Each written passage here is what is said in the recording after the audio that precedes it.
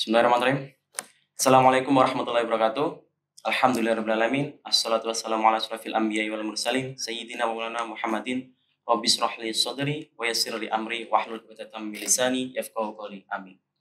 Yang saya hormati kepada Rektor Institut Agama Islam Negeri Kediri, yang saya hormati kepada seluruh sivitas akademika IAIN Kediri, yang saya hormati kepada seluruh jajaran Dewan Eksekutif Mahasiswa, dan yang saya banggakan mahasiswa-mahasiswi baru BPAK tahun 2020. Yang pertama-tama mari kita panjatkan puji dan syukur kehadirat Allah Subhanahu wa taala karena berkat limpahan hidayah dan inayahnya kita dapat kembali bertemu dalam sesi materi pada kali ini. Semoga kita nanti bisa dilancarkan dan dapat manfaat dari materi ini. Kedua kalinya salawat serta salam kita panjatkan kepada Nabi besar Muhammad sallallahu alaihi wasallam karena berkat ikhtiar beliau, berkat usaha beliau kita dapat menikmati indahnya Islam, nikmatnya iman. Pada materi kali ini telah hadir narasumber kita yaitu Muhammad Haris Ubaidillah, sarjana hukum. Materi ini akan membahas tentang bagaimana peran mahasiswa di era disrupsi dan pandemi. Mungkin sangat cocok dan sangat berbeda dengan materi-materi sebelumnya, bahwasannya dilaksanakan dengan sendiri. Kali ini lebih tepatnya membahas tema ini dengan diskusi, seperti apa yang telah dilakukan oleh mahasiswa-mahasiswi. Tema kali ini membahas tentang mahasiswa di era disrupsi dan pandemi. Mungkin sebagai pengantar, kita sebagai mahasiswa, sebagai tatanan struktural dari tingkat pendidikan paling tinggi, harusnya mengetahui bagaimana keadaan sekitar kita. Pada tema materi kali ini kita membahas tentang mahasiswa di era disrupsi dan pandemi. Lebih tepatnya kita di sini sebagai pemateri dan juga narasumber akan membahas tentang perannya. Era disrupsi merupakan era kemunduran yang nanti akan dijelaskan lebih detail oleh narasumber terkait bagaimana era disrupsi itu apa, kemudian bagaimana sejarahnya. Mungkin untuk mempersingkat waktu akan langsung dijelaskan oleh narasumber. Kepada narasumber saya persilakan. Bismillahirrahmanirrahim. Assalamualaikum warahmatullahi wabarakatuh. Salam mahasiswa yang terhormat kepada Bapak Rektor IAIN Kediri dan beserta jajarannya, yang terhormat kepada sivitas akademika IAIN Kediri dan juga teman-teman mahasiswa baru IAIN Kediri. Nah, di sini membahas tentang disrupsi. Disrupsi itu apa? Tapi sebelum jauh melangkah ke dalam pembahasan disrupsi, perlu dipahami bahwa disrupsi itu akan sangat terkait dengan yang namanya revolusi industri 4.0, 4.0. Nah, di dalam gelombang teknologi sendiri ada beberapa perkembangan. Gelombang pertama itu adalah teknologi dengan ciri khas mematikan otot. Nah, kalau dulu Mas Fandi, kita kenal yang namanya tikar, kalau orang Jawa bilang itu, atau untuk membajak sawah, tapi sekarang ada traktor. Kalau dulu orang kemana-mana itu naik kuda, naik hewan, kalau sekarang naik motor. Nah, itu namanya teknologi gelombang pertama dengan mematikan otot. Jadi semua yang berbau otot dimatikan dan digantikan oleh mesin, mekanik. Yang kedua adalah mematikan jarak. Sekarang kita berada di era bagaimana jarak itu hilang. Nah, seakan-akan dunia itu di dalam genggaman, yang di gelombang ketiga nanti ini lebih canggih lagi bahwa akan adanya kecerdasan buatan. Nah, mungkin dari gelombang-gelombang itu nanti kita sebagai orang itu harus mengedukasi diri, beradaptasi dengan keadaan yang seperti itu. Nah, sekarang apa sih disrupsi itu? Nah, disrupsi dalam bahasa Inggris itu disruption, yang artinya gangguan atau kekacauan. Jadi cara istilah lain bisa dikatakan bahwa sesuatu yang tercabut dari akarnya atau dari sesuatu yang fundamental. Kalau di dalam anatomi tumbuhan, bahwa sesuatu ada pohon yang tercabut akarnya, otomatis dia akan mati. Tapi ini tidak seperti itu. Dalam hal ini adalah bagaimana pola tata hidup baru nanti juga akan digantikan oleh pola tata kehidupan yang lama akan digantikan oleh pola tata kehidupan yang baru. Jadi gitu.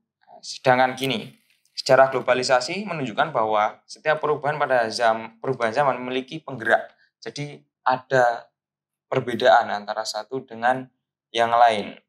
Fenomena disrupsi tidak hanya terjadi dalam dunia bisnis, tetapi banyak terjadi di segala bidang.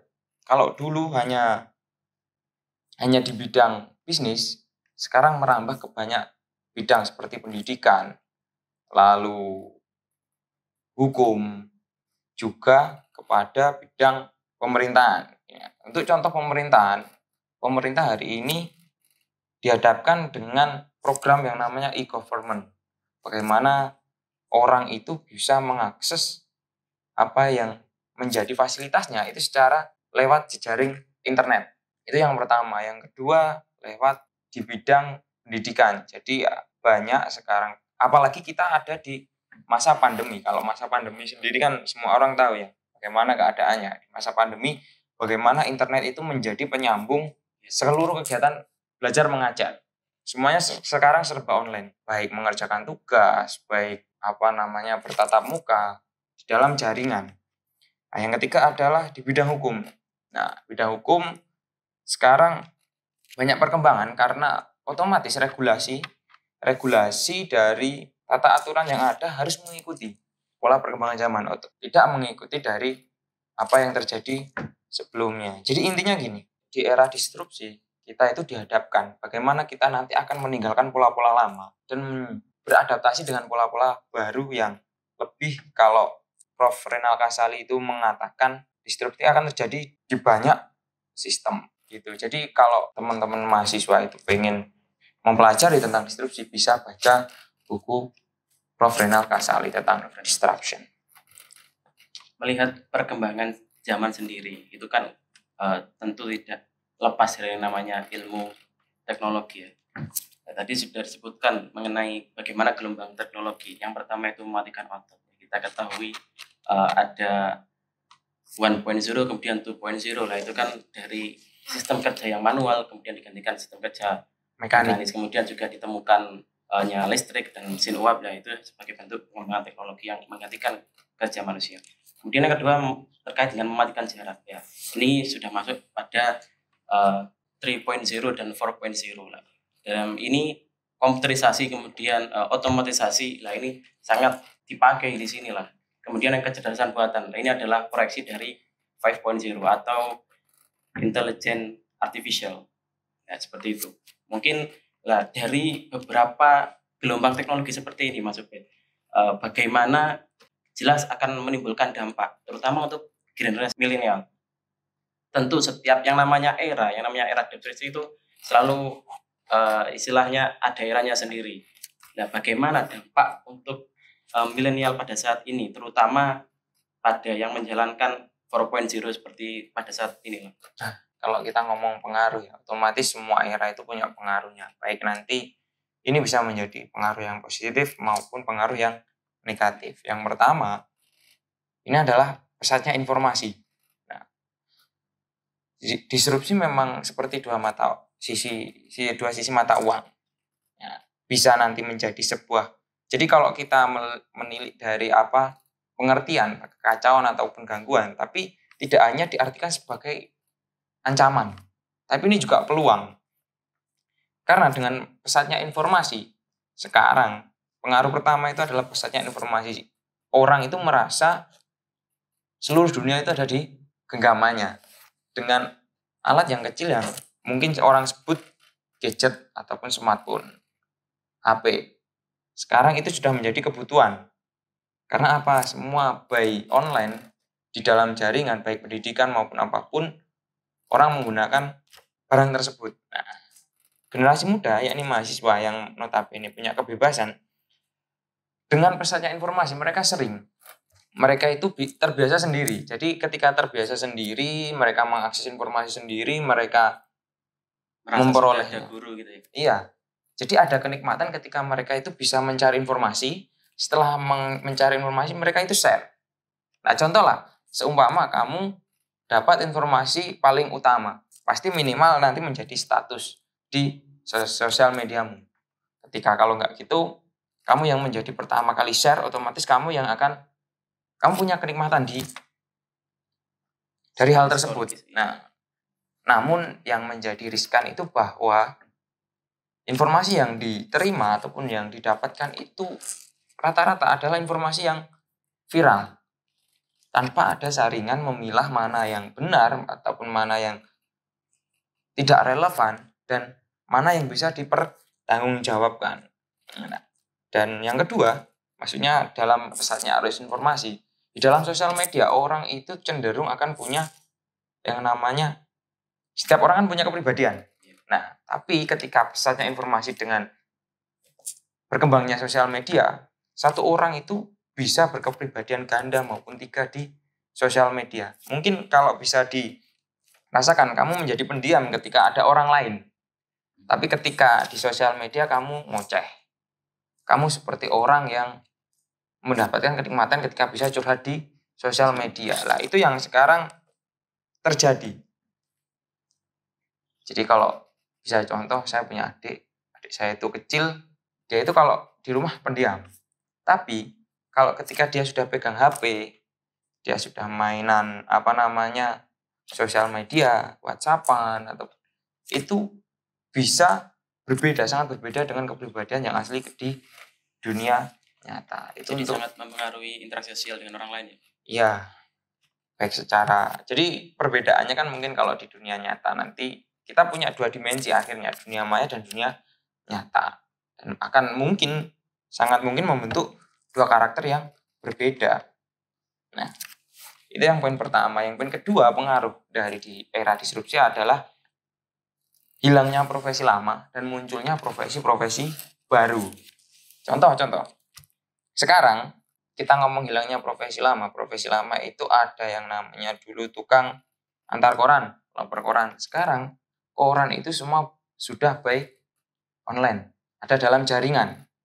Kalau dulu ada yang namanya orang membajak sawah, sekarang hanya sedikit dan orang itu digantikan oleh mesin-mesin. Nah, terus gini, munculnya profesi-profesi baru seperti kalau bisa dikenal orang itu ada YouTuber, blogger, dan bahkan sekarang itu muncul profesi baru. Kalau dulu belum ada HP, nggak ada yang namanya tukang servis HP.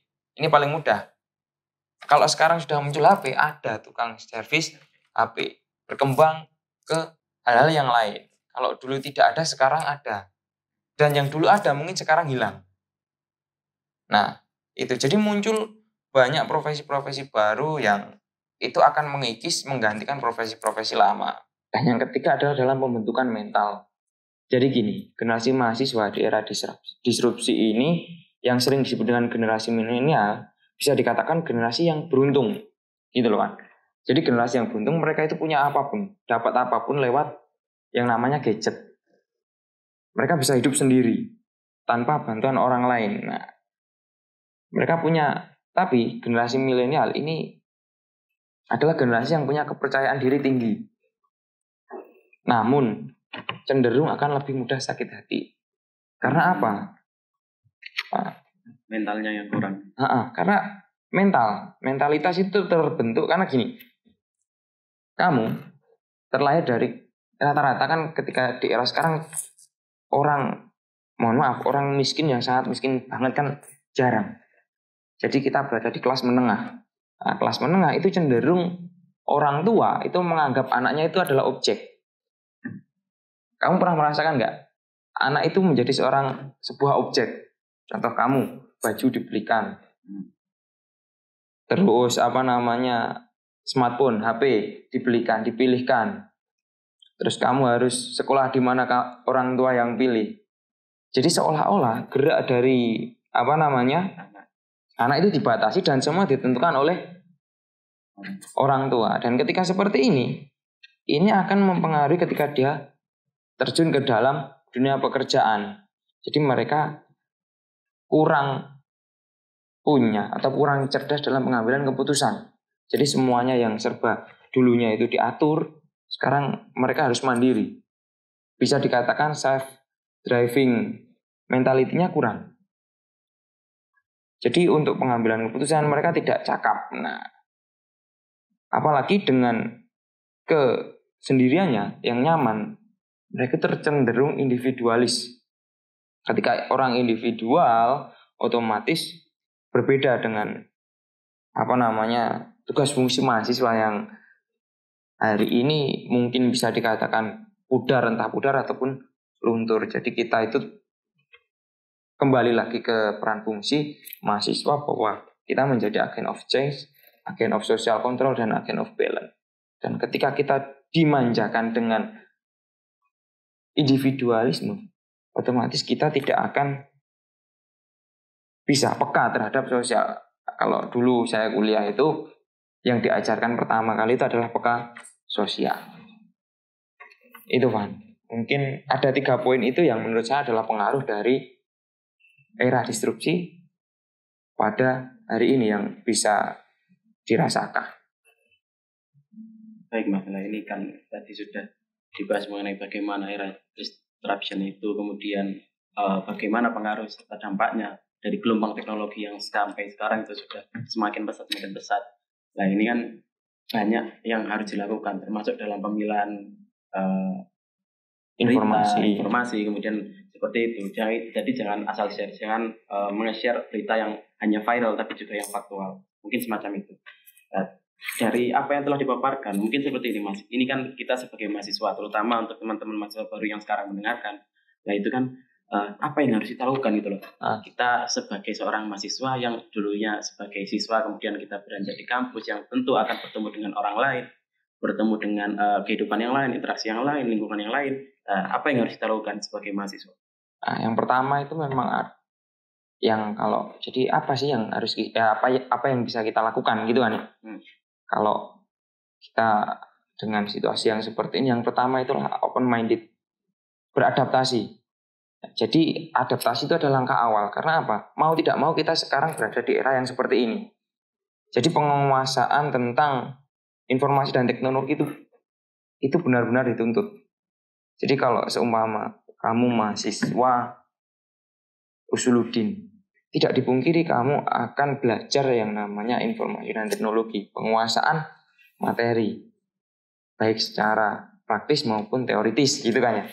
Yang kedua adalah kreatif. Karena apa? Hari ini dengan kreativitas kita itu diberikan wadah yang sangat luas dan bahkan tidak terbatas, yaitu namanya internet.